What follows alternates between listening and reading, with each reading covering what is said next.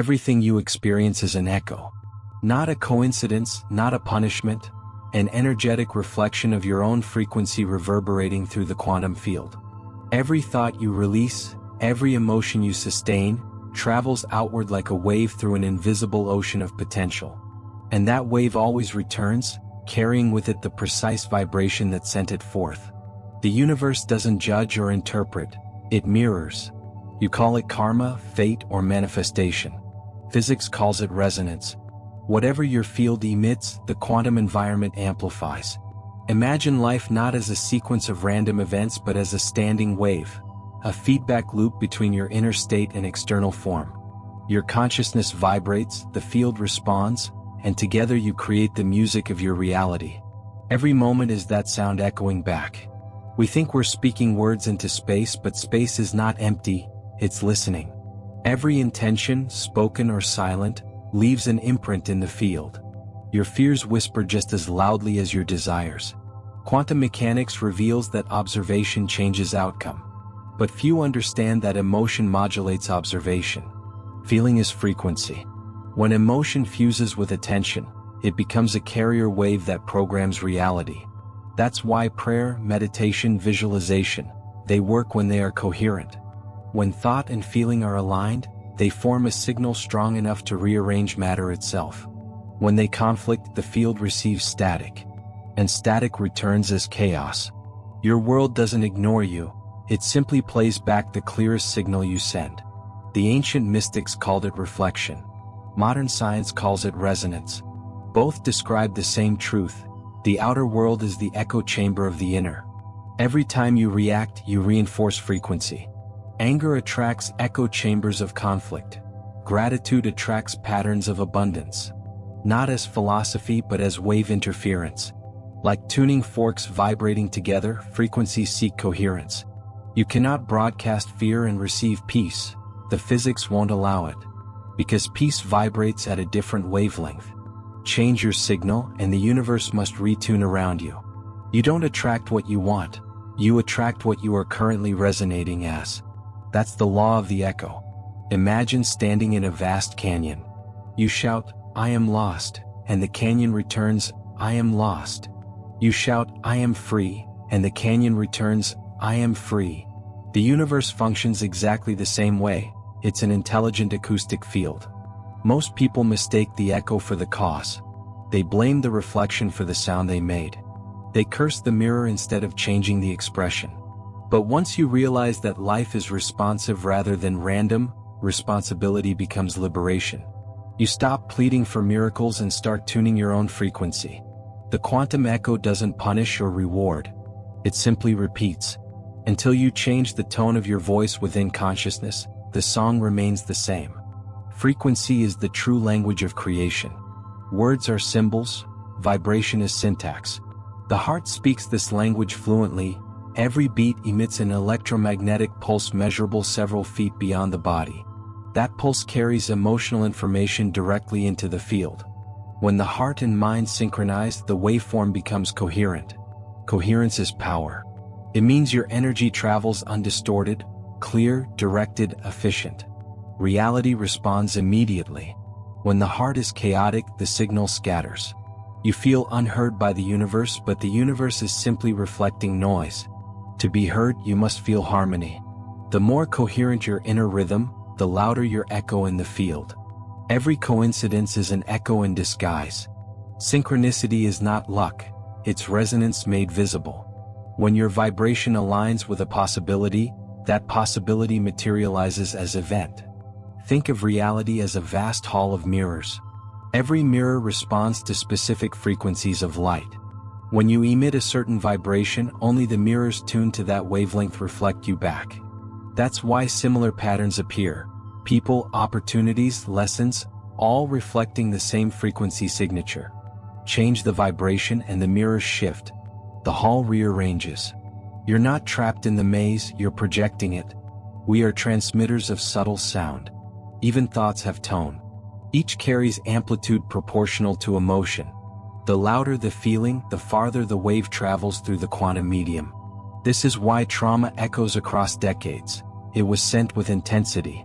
Unresolved emotion keeps broadcasting the same note into the field, magnetizing events that replay it. Until awareness listens consciously and changes the song, the echo returns. Healing, therefore, is not forgetting, it's retuning. You don't silence the past, you harmonize it.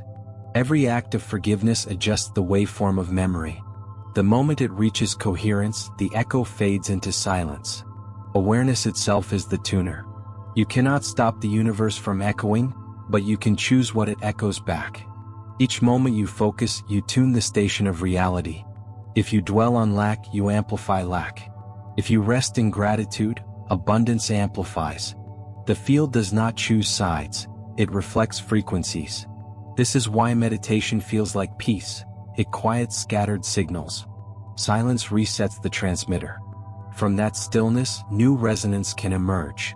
The universe waits for clarity before it sings back. Your job is not to control outcomes, but to maintain coherence long enough for the echo to match your highest tone. The echo operates beyond words. It responds to the sum total of your vibration. You can affirm, "I am love," 1,000 times, but if your nervous system hums with doubt, the field reads the vibration, not the vocabulary. This is why inner work matters. Every breath, every heartbeat, every micro-emotion contributes to the waveform you emit. You are constantly in dialogue with existence, whether you know it or not. Reality is not speaking English, it's speaking energy. And the syntax of energy is emotion.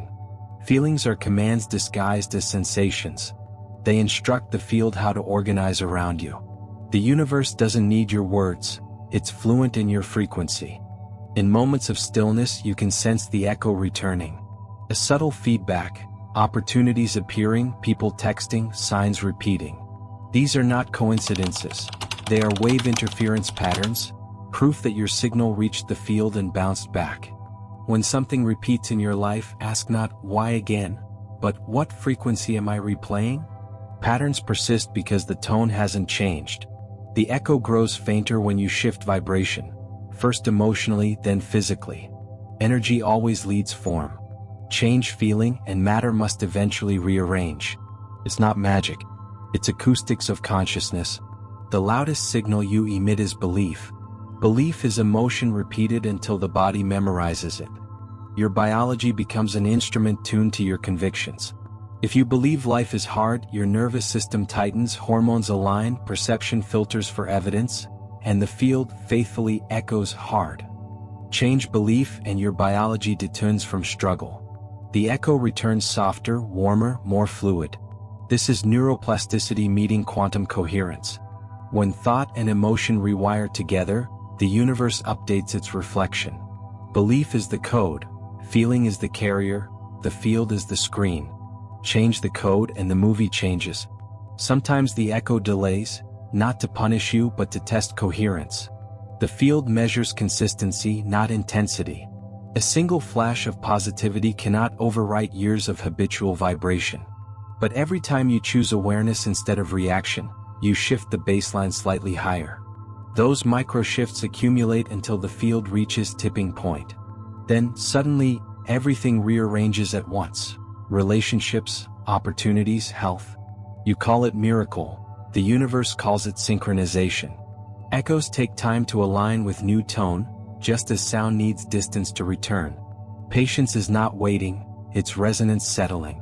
Quantum physics shows that observation collapses probability. But the quality of observation determines the quality of collapse. A fearful observer collapses chaos, a loving observer collapses order.